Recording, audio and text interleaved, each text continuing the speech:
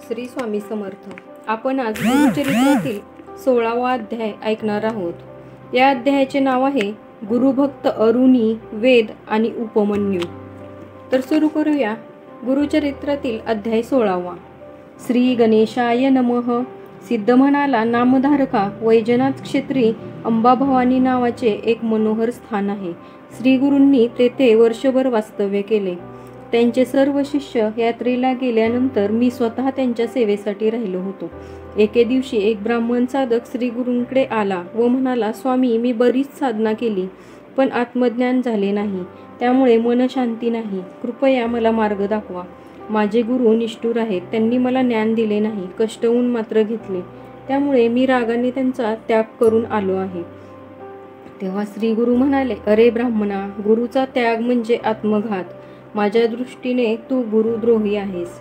जो गुरुला सर्व भावे शरण जातो, गुरु आज्ञेचे तत्परतेने पालन करतो, त्या शिष्याला ज्ञान, सिद्धी, देवांचे आशीर्वाद या सर्व गोष्टी अनायासे प्राप्त होतात. मी तुला आदर्श गुरुभक्तीचे एक उत्तम उदाहरण सांगतो, ऐक.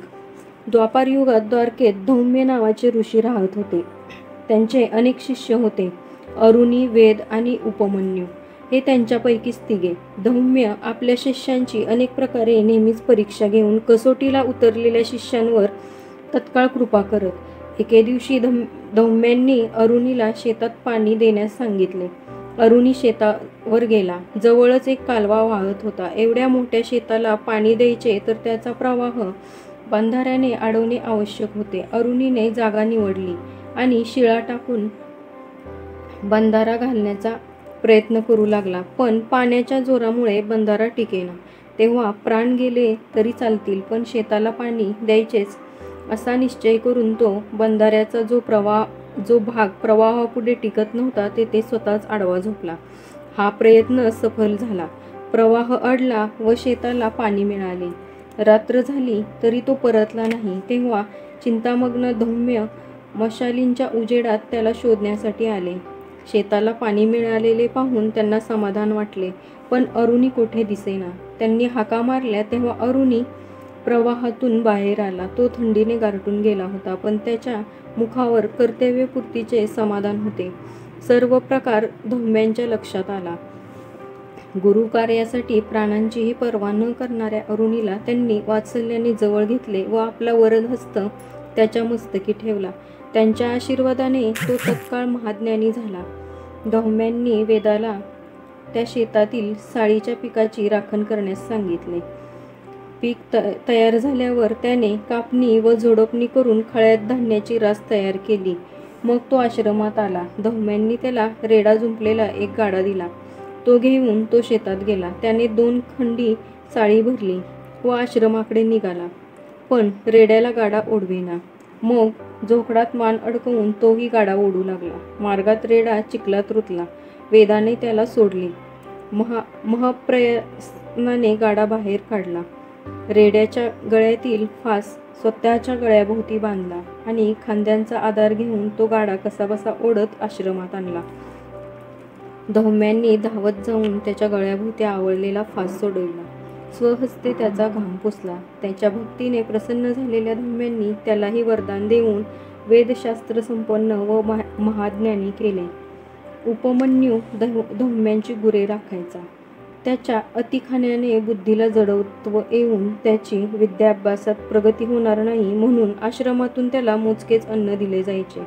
मग तो भूक भागवण्यासाठी भिक्षा मागायचा. ही गोष्ट धौम्यांना कळताच त्यांनी ती भिक्षा आश्रमात आणून देण्यास सांगितले. मग तो 2दा भिक्षा मागू लागला. धौम्यांनी तीही आश्रमात देण्यास सांगितली. मग तो वासरे पिताना गायींच्या आचळातून जो अतिरिक्त पान्हा व्हायचा ते दूध पिऊन भूक भागवू लागला. धौम्यांनी त्यालाही प्रतिबंध केला. एकदा त्याने रुईच्या झाडातून ओघळणारा चिकच द्रोणात गोळा करून दूध समजून प्राशन केला. त्याचा काही अंश डोळ्यात गेल्याने त्यास अंधत्व आले. तो रानामध्ये चाचपडत हिंडू लागला. तेथे अडखळून एका आडात पडला. आता गुरे वासरे हरवतील या चिंतेने रडू लागला. रात्री धौम्यांनी शोध घेऊन त्याला हुडकून काढले. उपमन्यूने त्यांना सर्व प्रकार सांगितला. धौम्यांनी त्याला अश्विनी कुमारांचे स्मरण करण्यास सांगितले. त्यांच्या कृपेने उपमन्यूला पुन्हा दृष्टी आली. तो आडातून बाहेर आला. उपमन्यू अत्यंत प्रामाणिक व भोळा होता. त्याने भूक भागवण्यासाठी अन्य पर्याय शोधले, पण गुरुआज्ञेचे कधीही उल्लंघन केले नाही. त्यामुळे प्रसन्न झालेल्या धौम्यांनी त्यालाही ज्ञानसंपन्न केले. या उपमन्यूची खूप कीर्ती झाली. श्री गुरु म्हणाले, हे ब्राह्मणा, विनम्र भाव आणि पराकोटीची श्रद्धा असणाऱ्यांना गुरुकृपेची लवकर प्रचिती येते. पण तुझ्यासारख्या अधमाला शेवटी नरकच प्राप्त होणार. तो ब्राह्मण पश्चातापाने प्राणत्यागास उद्युक्त झाला.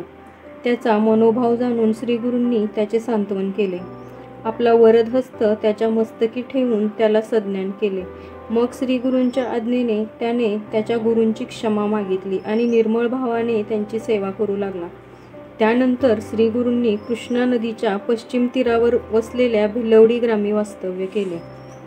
तर हा होता गुरुचरित्रातील अध्याय 16वा.